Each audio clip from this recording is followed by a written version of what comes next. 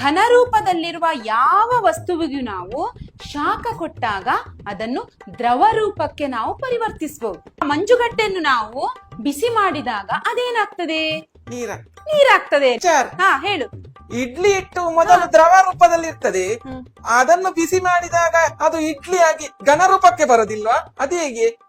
ಎಷ್ಟು ಒಳ್ಳೆ ಪ್ರಶ್ನೆ ಕೇಳಿದಾನೆ ನೋಡಿ, ನಂಗೆ ಖುಷಿ ಆಗುದು. ಈ ರೀತಿ ಎಲ್ಲ ಪ್ರಶ್ನೆ ಕೇಳ್ಬೇಕು ಮಕ್ಕಳು. ನೋಡುವ ಮಕ್ಕಳು, ಇವನ್ ಈ ಪ್ರಶ್ನೆಗೆ ಯಾರಾದ್ರೂ ಉತ್ತರ ಹೇಳಿ ನೋಡುವ. ಗೊತ್ತುಂಟ ನಿಮ್ಗೆ? ಯೋಚನೆ ಮಾಡಿ. ಗೊತ್ತಿಲ್ವಾ? ಇದನ್ನ ನೀವು ನನಗೆ ನಾಳೆ ಬಂದು ಹೇಳಿ. ನಾನ್ ಕೂಡ್ಲೆ ಉತ್ತರ ಹೇಳಿದ್ರೆ ಮತ್ತೆ ನಿಮ್ಗೆ ಯೋಚನಾ ಶಕ್ತಿ ಅಲ್ವಾ? ನಂಗೆ ನಿಜವಾಗಿ ಇದಕ್ಕೆ ಉತ್ತರ ಗೊತ್ತಿಲ್ಲ ಮಕ್ಕಳೇ. ನಾನ್ ನಿಮ್ಗೆ ನಾಳೆ ಹೇಳುದಾ? ಯೋಚನೆ ಮಾಡಿ ಹೇಳ್ತೇನೆ, ಆಯ್ತಾ? ನೀನ್ ಪ್ರಶ್ನೆ ಕೇಳಿದ್ ನಂಗೆ ಖುಷಿ ಆಯ್ತಾ? ಆಯ್ತಾ? ನಿಂಗೆ ಅಧಿಕ ಪ್ರಸಂಗ ಯಾಕೆಯಾ? ನಿಂಗೆ ಪರೀಕ್ಷೆಯಲ್ಲಿ ಇಡ್ಲಿ ಮತ್ತೆ ದೋಸೆಯಾ? ಅವನಿಗೆ ಯಾವಾಗ್ಲೂ ತಿನ್ನುದೇ ಯೋಚನೆ ಆಯ್ತಲ್ಲ. ನಾನ್ ಎಂತ ಹೇಳ್ತಾ ಇದ್ದೇನೆ, ನೀನ್ ಎಂತ ಕೇಳ್ತಾ ಇದ್ದಿ? ಸುಮ್ಮನೆ ಇಲ್ಲ ಸಲ್ಲದ ಪ್ರಶ್ನೆ ಎಲ್ಲ ಕೇಳುದು.